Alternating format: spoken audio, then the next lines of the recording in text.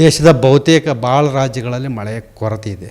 ಮಳೆ ಬಂದದ್ದೆಲ್ಲ ಇಂಗಲಿಕ್ಕೆ ಅಷ್ಟೊಂದು ಜಾಗ ಇರುವುದಿಲ್ಲ ಮತ್ತು ಗಿಡಮರಗಳ ಸಂಖ್ಯೆಯೂ ಕಡಿಮೆ ಆಗಿರುವುದರಿಂದ ಬೆಂಗಳೂರಿನಲ್ಲಿ ನಮಗೆ ಒಂದು ಸ್ವಲ್ಪ 33-34 ಡಿಗ್ರಿ ತನಕ ಹೋಗುವ ಸಾಧ್ಯತೆಗಳದಾವೆ. ನಿನ್ನೆ ಭಾಳ ಕಡೆ 33 ಡಿಗ್ರಿ ಸೆಲ್ಸಿಯಸ್ ಉಷ್ಣಾಂಶ ದಾಖಲಾಗಿದೆ.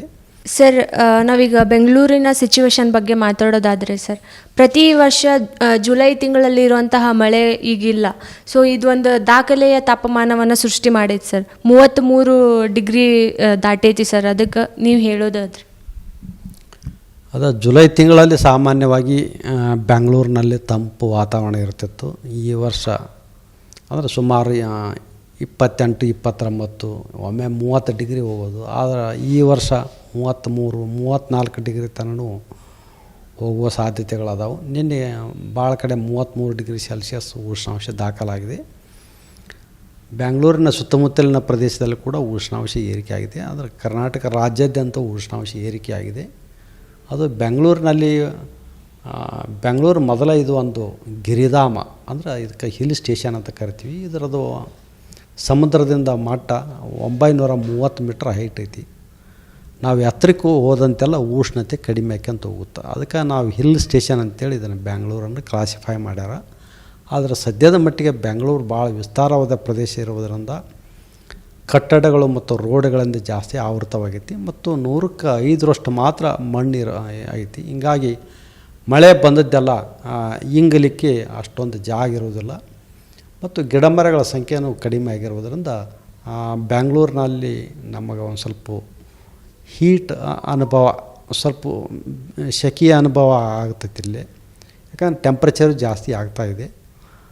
ಮುಂದಿನ ಒಂದು 5 ದಿನಗಳವರೆಗೆ ಬೆಂಗಳೂರಿನಲ್ಲಿ ಗರಿಷ್ಠ ಉಷ್ಣಾಂಶ 33-34 ಡಿಗ್ರಿ ಸೆಲ್ಸಿಯಸ್ಸು, ಕನಿಷ್ಠ ಉಷ್ಣಾಂಶ ಸುಮಾರು 21 ಡಿಗ್ರಿ ಸೆಲ್ಸಿಯಸ್ ಇರುವ ಹೆಚ್ಚಿನ ಸಾಧ್ಯತೆ ಐತಿ. ಮತ್ತು ಜುಲೈ ಕೊನೆಯ ವಾರದಲ್ಲಿ ಮತ್ತೆ ಮಳೆ ಆಗುವ ಸಾಧ್ಯತೆ ಇರುವಂಥ ನಿರೀಕ್ಷಣೆಯಿಂದ ಮತ್ತು ಬೆಂಗಳೂರು ಯಥಾಸ್ಥಿತಿಗೆ ಬರುವ ಸಾಧ್ಯತೆಗಳದಾವೆ. ಅಂದರೆ ಈ ಒಂದು 2 ವಾರಗಳಾಗಿರ್ಬೋದು, ಈ ವಾರದಲ್ಲಿ ಮಳೆಯ ಅಭಾವ ಐತಿ ಅಂತ ಹೇಳಿ. ಮುಂದಿನ ಒಂದು 5 ದಿನಗಳವರೆಗೆ ಮಳೆಯ ಅಭಾವ ಎಲ್ಲ ಕಡೆ ಐತಿ, ಇಲ್ಲಿ ಅಂತೇನಿಲ್ಲ.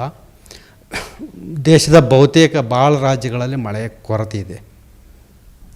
ಸರ್, ಹಿಂಗೆ ಇದು ಮಳೆಯ ಅಭಾವ ಸ್ಟಾರ್ಟ್ ಆಯ್ತು ಅಂತಂದ್ರೆ ಬೆಂಗಳೂರು ಜನರ ಪರಿಸ್ಥಿತಿ ಹೇಗೆ ಸರ್? ಅದು ಮಧ್ಯಾಹ್ನ ಹೊತ್ತಿನಲ್ಲಿ 12ರಿಂದ 3 ತನಕ ಸಾಧ್ಯದ ಮಟ್ಟಿಗೆ ಹೊರಗಡೆ ಬಿಸಿಲು ನೋಡಿಕೊಂಡು ಅಡ್ಡಾಡ್ಬೇಕು. ಅತಿ ಬಿಸಿಲು ಇತ್ತಂದ್ರೆ ಅವ್ರವ್ರ ಆರೋಗ್ಯ ತಕ್ಕಂತೆ ಅಡ್ಡಾಡ್ಬೇಕಂತ ನಾವು ಹೇಳ್ತೀನಿ. ಮತ್ತು ಆಗಾಗ ನೀರು ಕುಡಿತಂದ್ರೆ ಏನು ಯಾವುದೇ ಸಮಸ್ಯೆ ಇಲ್ಲ. ಸರ್, ಇದು ಹೆಂಗೆ ಅನ್ಸಾತೈತಿ ಅಂದ್ರೆ ಬಿಸಿಲು ಬೇಸಿಗೆಗಾಲ ಅಂತಲೇ ನಮಗೆಲ್ಲರಿಗೂ ಫೀಲ್ ಆಗತೈತಿ. ಈ ಒಂದು ಮಳೆಗಾಲದ ಟೈಮಲ್ಲೂ ನಾವು ಆ ಬೇಸಿಗೆಯನ್ನು ಅನುಭವಿಸಾತೀವಿ. ಸೊ ಹೀಗೆ ಆದರೆ ಜನರ ಅನಾರೋಗ್ಯಕ್ಕೆ ಏನಾದರೂ ತುತ್ತಾಗುವಂತಹ ಸಾಧ್ಯತೆ ಇದೆ. ಅದು ಜನರಿಗೆ ಬೇಗ ದಣಿವಾಗುತ್ತಾ, ನೀರಡಿಕೆ ಆಗುತ್ತಾ, ಒಂದು ಸ್ವಲ್ಪ ಅಶಕ್ತತೆ ಆಗ್ಬೋದು. ಇದನ್ನು ಅವರು ತಾವೇ ಮೇಂಟೈನ್ ಮಾಡ್ಕೋಬೇಕಾಗುತ್ತೆ. ಸರ್, ಅದೇ ರೀತಿಯಾಗಿ ಇವಾಗ ರೋಡ್ ಒಳಗಡೆ ಹೋಗ್ತಾ ಇರುವಾಗೂ ಸಹ ರೋಡಿಂದ ರಿಫ್ಲೆಕ್ಟ್ ಜಾಸ್ತಿನೇ ಆಗ್ತಿರುತ್ತೆ. ಸೊ ಈ ಒಂದು ಮಳೆ ಆಗದೇ ಇರೋದಕ್ಕೆ ಆ ಥರ ನಮಗೆ ಎಫೆಕ್ಟ್ ಆಗ್ತಾ ಇರುತ್ತಾ ಹೇಗೆ ಅಂತ? ಮಳೆ ಆಗದೇ ಇರೋಕ್ಕೆ ಇದು ಒಂದು ಮೂಲ ಕಾರಣ.